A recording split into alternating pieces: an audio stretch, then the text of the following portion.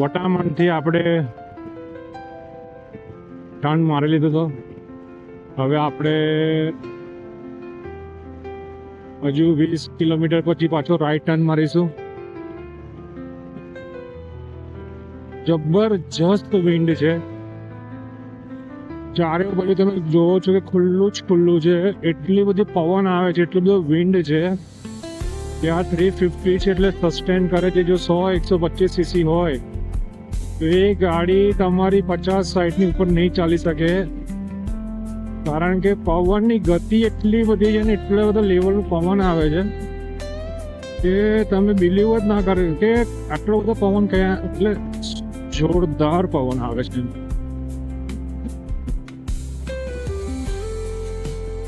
જે પવનનું અલગ જ અવાજ, એટલે વિન્ડ બહુ ડેન્જર વિન્ડ છે. ચારે બાજુ ખુલ્લું જ છે, એના કારણથી વિન્ડ ઓસમ લેવલ લઈ છે ભાઈ.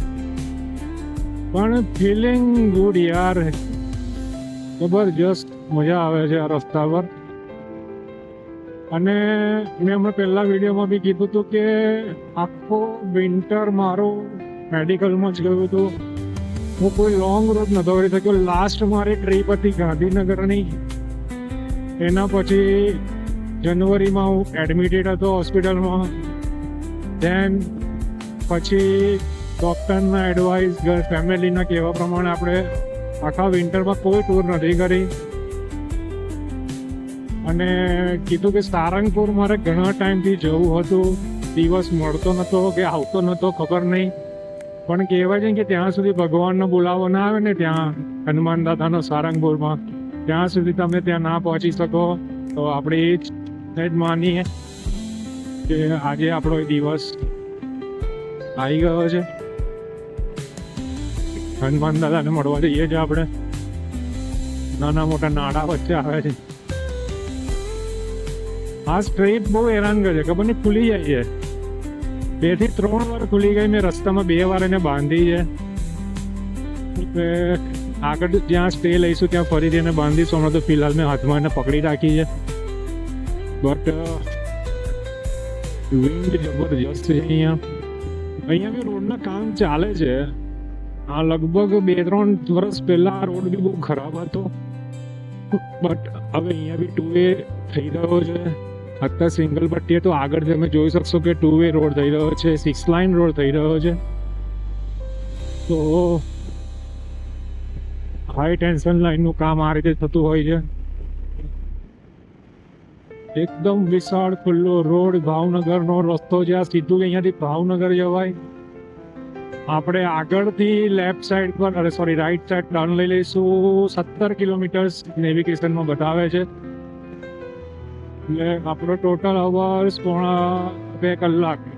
એટલે આપણે 9:30 સુધી આપણે સારંગપુર પહોંચીશું.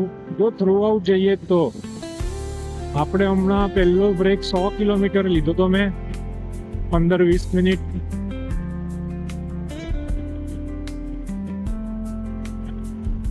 બહુ પહોળા રોડ થઈ ગયા છે. લગભગ વટામણ ચોકડીથી લેફ્ટ ટર્ન લીધા પછી 5 કિલોમીટર રસ્તો સિંગલ પટ્ટી છે, પણ મે બી એ બી થઈ જશે થોડાક ટાઈમમાં ડબલ વે. આ અત્યારે ડબલ વે રોડ છે. 6 line, I think 2 line road છે. સોરી, 4 લાઇન રોડ બની રહ્યો છે. હજુ વચ્ચે કોઈ પણ જગ્યાએ માર્કિંગ નથી, ઓનલી વે જ છે. પણ જે ધાર્યું હતું એટલી નથી ગરમી લાગી રહી. વિન્ડ સારી છે, પવન સારો આવે છે. અને એક મારો નિર્ણય બી સારો હોઈ શકે કે મેં રાઇડિંગ જેકેટ આજે એવોઇડ કર્યું છે. ખરેખર મસ્ત, તમે આટલા લોંગ રૂટ પર જતા તો પહેરવું જ જોઈએ, પણ બિકોઝ ઓફ ગરમી અને થોડાક એના કારણથી મેં એ ગાડી અને આ જે સની જેકેટ છે, જે યુવી પ્રોટેક્ટ છે, સનને ડાયરેક્ટ જ આપણા શરીર પર પ્રોટેક્ટ કરે છે, એ મેં પહેરેલું છે. પાછો વન વે થઈ ગયો ભાઈ. મેં બી થોડાક માટે જ આ લોકો બનાવ્યો હતો, પણ બાજુમાં જોવો છો કે રસ્તોનું કામ ચાલી રહ્યું છે, તો બહુ જલ્દી આ રસ્તો થઈ જશે.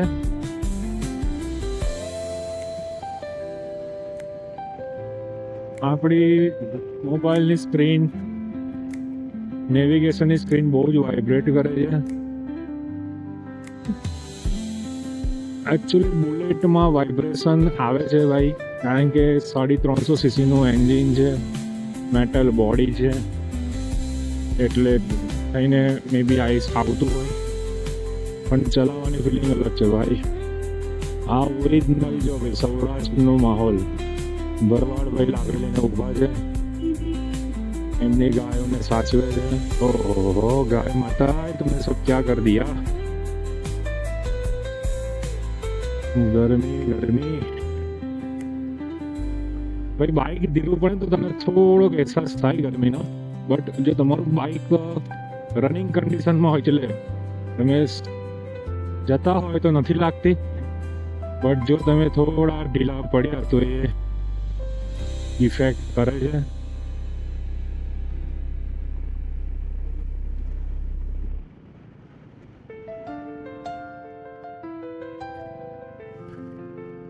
હા ભાઈ, યુપી થી આવ્યા છે, યુપી થી.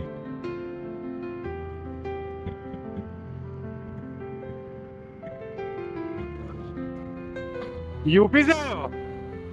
यूपी से आए हो बाइक में? गुड यार. यूपी से बाइक लेके आए हो? अच्छा बड़ौदा. मैं भी बड़ौदा से आया हूँ. मैंने यूपी देखा तो इतना लंबा बाइक लेके आया हो.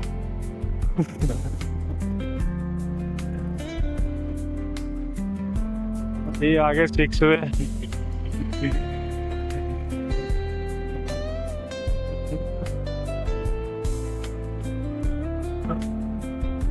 एक बार भाई मैंने सोचा यूपी से 100 सीसी पे सीडी डीलक्स पे भाई होते हैं भाई, डेयरिंग करने वाले करते हैं. काफ़ी वीडियो हम देखते हैं, लद्दाख से आने वाले लोग लद्दाख जाते हैं 100-125 सीसी लेके.